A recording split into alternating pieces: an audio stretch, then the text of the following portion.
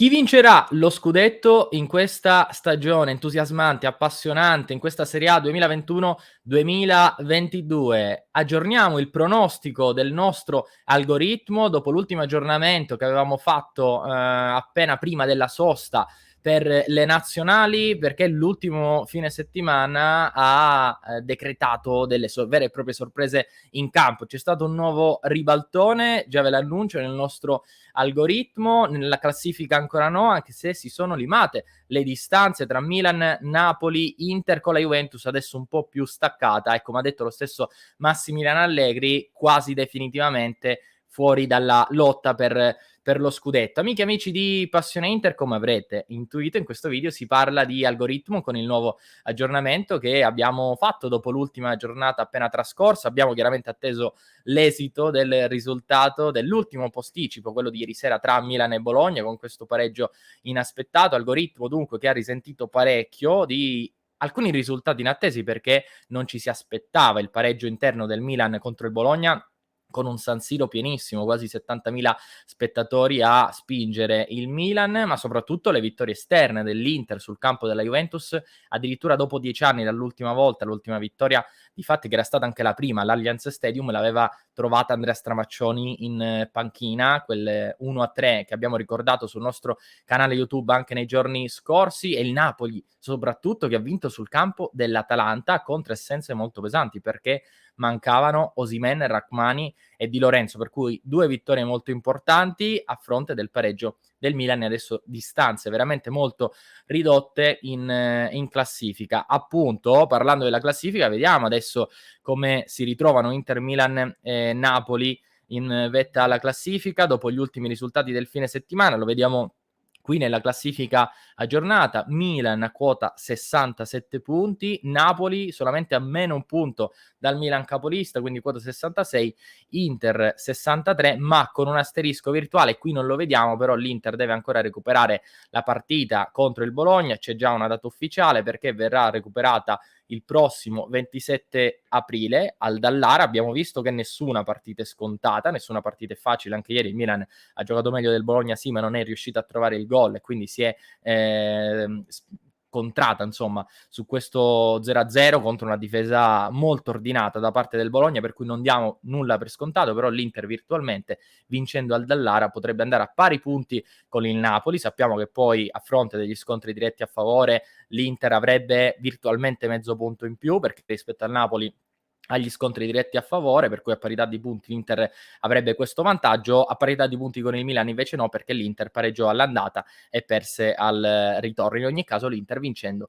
andrebbe a meno uno rispetto al Milan. C'è però da vedere cosa dice l'algoritmo e soprattutto poi vedere i calendari delle singole formazioni dalla giornata 32 sostanzialmente in avanti. Però questo dice la classifica in questo momento. Possiamo dire che la Juventus si è tirata ufficialmente fuori dalla lotta a scudetto, visto che è a meno 4 in questo momento dall'Inter a quota 59, e da un momento all'altro attenzione anche alla Roma, che si è fatta sotto per questo quarto posto, e a meno 5 dalla Juventus. Sembra un'impresa ancora veramente molto complicata, però la Roma di José Mourinho sta vivendo un grande momento a livello di risultati e di prestazioni, lo vediamo anche dal rendimento nelle ultime 5-4 vittorie e un pareggio, per cui attenzione anche alla Roma per il quarto posto. Andiamo a parlare però dell'algoritmo. Chiudiamo con la classifica, ce l'abbiamo bene in mente, ma potrebbe cambiare nelle prossime giornate, come abbiamo visto anche dagli ultimi risultati. Parliamo dell'algoritmo. Riassunto delle puntate precedenti per chi insomma non avesse visto gli altri video su questo algoritmo. Insomma, vi spieghiamo brevemente di cosa si tratta. Innanzitutto noi facciamo riferimento al portale, si chiama 538, che ci permette di poter ipotizzare quella che poi sarà la classifica finale. Sostanzialmente questo algoritmo calcola, fa una sorta di sintesi, no, di quello che potrebbe essere il finale di stagione di tutte le squadre, simulando tutte le partite che rimangono in campionato, per cui dalla giornata 32 vengono simulati tutti i match sino alla giornata 38.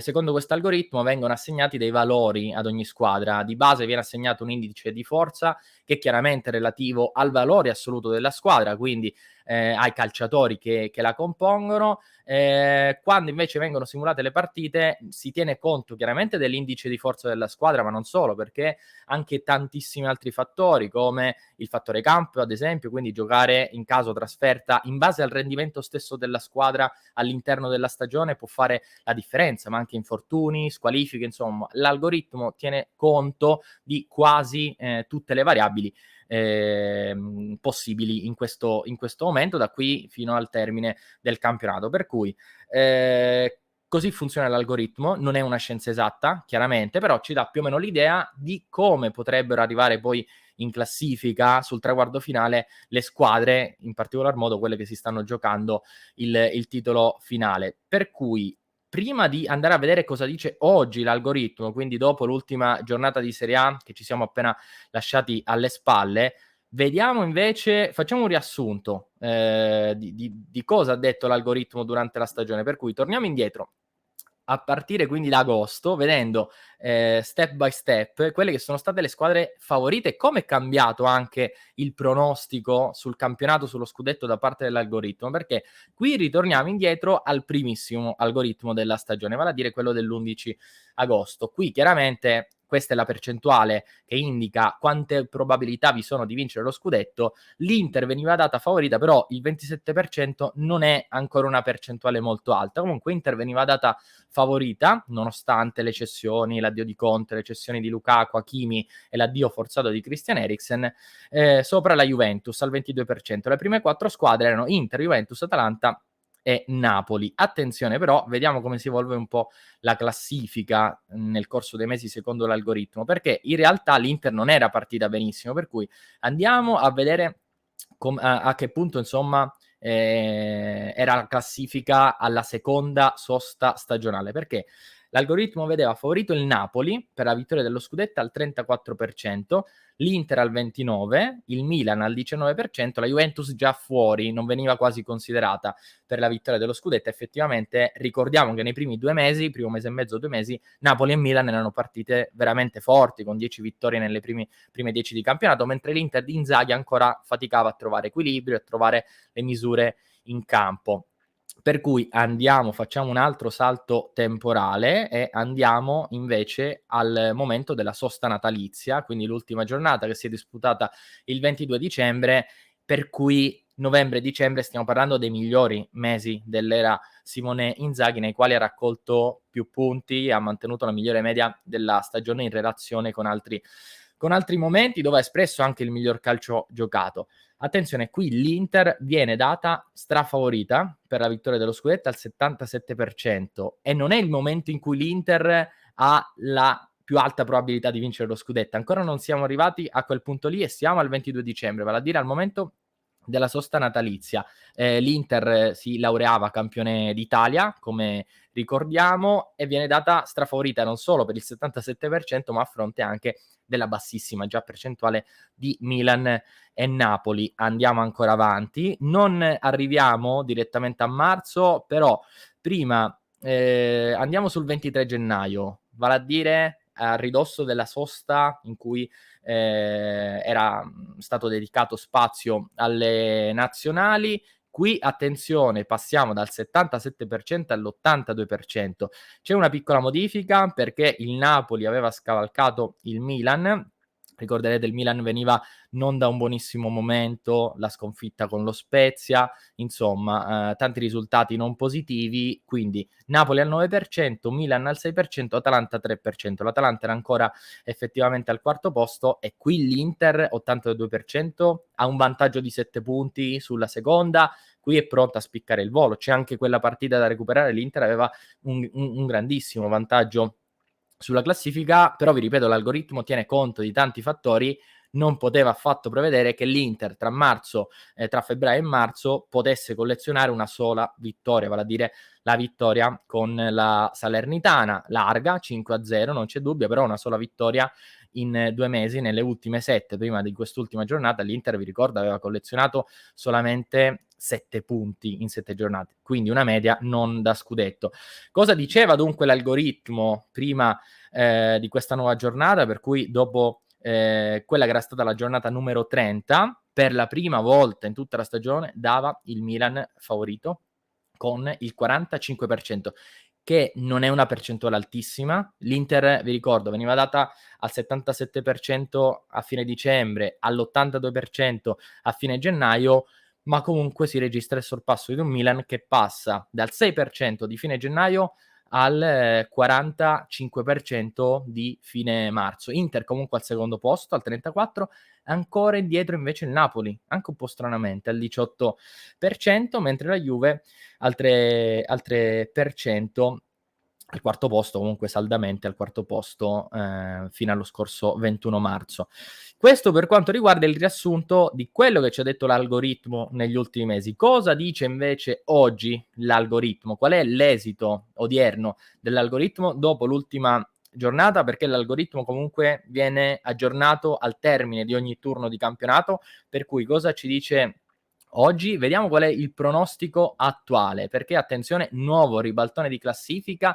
L'Inter viene data nuovamente per favorita più o meno con le stesse percentuali con cui il Milan veniva dato favorito a fine marzo, quindi 44% Inter favorita per la vittoria finale dello scudetto, Napoli al secondo posto al 29%, Milan al 27%, per cui attenzione, vediamo com'è cambiato, cioè il Milan passa dal 45% vittoria dello scudetto, quindi squadra favorita, al terzo posto addirittura, scivola dal primo gradino del podio a quello più basso, mentre il Napoli si mantiene sempre lì in una posizione media. Comunque l'Inter viene data nettamente favorita in questo momento, vi ripeto, algoritmo calcola le giornate rimanenti in base all'indice di forza di ciascuna squadra, al momento che stanno vivendo, vari infortuni, tanti fattori, comunque anche giocare in casa o fuori casa è un fattore molto, molto importante che considera l'algoritmo al pari di altre variabili. Questo dunque, non so se ve l'aspettavate, vi chiedo anche di commentare. Chiaramente non è una scienza esatta, noi lo ribadiamo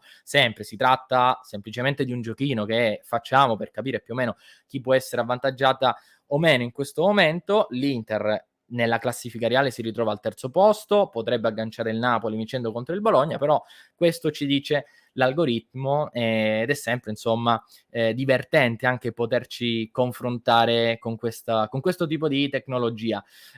Chiudiamo discorso algoritmo, perché abbiamo parlato tanto di calendario, delle giornate che rimangono da qui alla fine del campionato, per cui vediamo effettivamente il confronto dei vari calendari tra Inter, Milan e Napoli. In questo momento teniamo fuori la Juventus perché non solo lo ha detto Massimiliano Allegri che con la sconfitta dell'Allianz contro l'Inter la Juve si tira definitivamente fuori dallo scudetto, significa che intanto ci credevano, avevano comunque questa piccola speranza ancora veniva alimentata, però non solo perché lo ha detto Allegri, ma effettivamente la Juve adesso è veramente distante da Inter, Milan e Napoli e difficilmente potrebbe colmare da qui alla fine, visto che rimangono poche giornate, una distanza talmente netta a parità di calendario, perché adesso vediamo i calendari di cui stiamo parlando. Partiamo con il calendario dell'Inter. In molti tra opinionisti dicono che quello dell'Inter sia il calendario più facile da qui alla fine. In realtà non è così, o comunque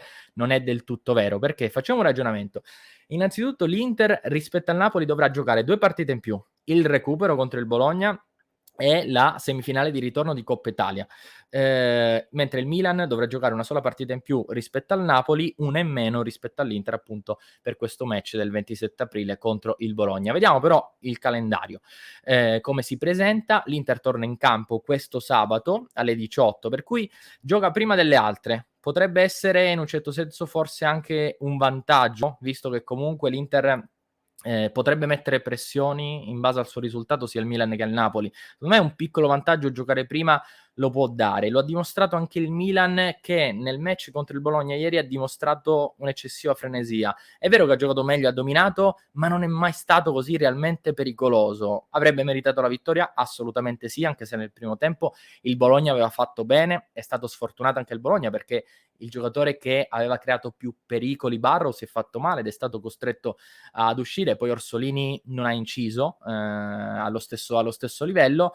Però insomma il Milan, secondo me, una pressione da risultato l'ha sentita, soprattutto perché sugli spalti ieri c'era il 100% della capienza, c'erano quasi 70.000 tifosi, per cui non è neanche facile gestire per tanti calciatori pressioni così importanti in questa parte, in questa fase della stagione. Torniamo però sul calendario dell'Inter, perché c'è Verona in casa, poi fuori casa lo Spezia, 19 aprile semifinale di ritorno contro il Milan, in casa la Roma, recupero contro il Bologna, per cui 2 infrasettimanali di fila per l'Inter, poi si ritorna in campionato con le ultime 4, la volata finale, Udinese-Inter, Inter-Empoli, Cagliari-Inter, Inter-Sampdoria, diciamo le ultime 4 abbordabili per l'Inter. Poi ripeto, nessuna partita è facile, specialmente in questa stagione, in questo campionato, però non abbiamo delle squadre che si ritrovano nella parte alta della classifica, perché parliamo di Udinese, Empoli, Cagliari e Sampdoria. 3 di queste ancora sono, diciamo, in lotta per la salvezza, l'Empoli è un po' più avanti, però non parliamo mai di partite facili sia per l'Inter che anche per altre squadre.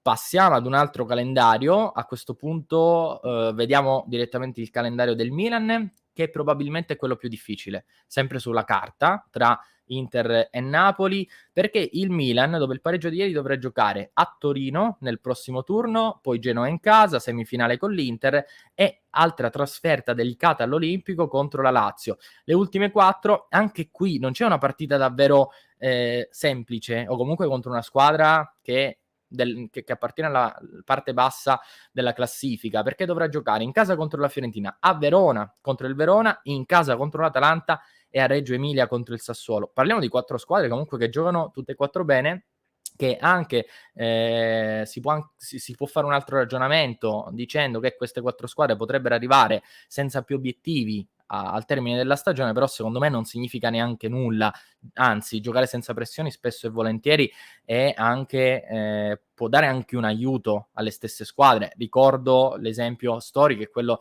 dell'Inter, che si giocava lo scudetto, si giocava la Champions League, scusate, al secondo anno di Luciano Spalletti, e perse in casa contro il Sassuolo. Poi riuscì ad aggiustare la classifica, centrare il quarto posto all'ultima giornata contro la Lazio, però alla penultima contro il Sassuolo, in una giornata chiave in cui doveva vincere contro un Sassuolo che non aveva più nulla da chiedere alla classifica, ampiamente salvo, l'Inter perse in casa contro il Sassuolo, per cui anche quell'ultima partita non è da sottovalutare.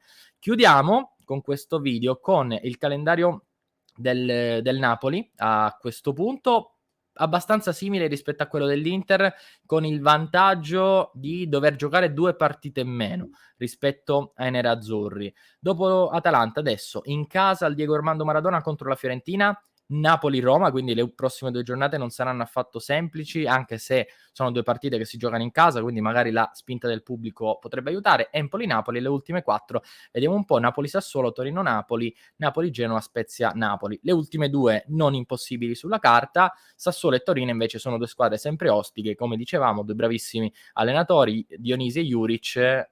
Non saranno 2 partite facili, ma neanche quelle con Genoa e Spezia, che si stanno giocando la salvezza e quindi potrebbero avere altre motivazioni, ma altrettanto importanti per complicare i piani del Napoli. Noi chiudiamo con questo video, vi chiedo come sempre se vi è piaciuto questo video sul nuovo algoritmo della Serie A, che vede l'Inter favorita. Se siete arrivati fino a questo punto del video, vi chiedo di lasciare come sempre un emoji. Noi in questi casi, quando parliamo di scudetto, vi chiediamo di lasciare l'emoji della bandiera italiana, per cui se siete arrivati fino a questo punto lasciate l'emoji della bandiera italiana. E poi vi chiedo anche se vi è piaciuto il video, se ci seguite, se vi piacciono i nostri approfondimenti, di abbonarvi tramite il tastino abbonati qui in basso, oppure di visitare ed entrare a far parte della nostra community tramite il sito passioneinter.club. Vi ricordo che siamo in diretta anche questo pomeriggio, per cui ci vediamo questo pomeriggio dalle 19:30 in diretta. Ciao a tutti!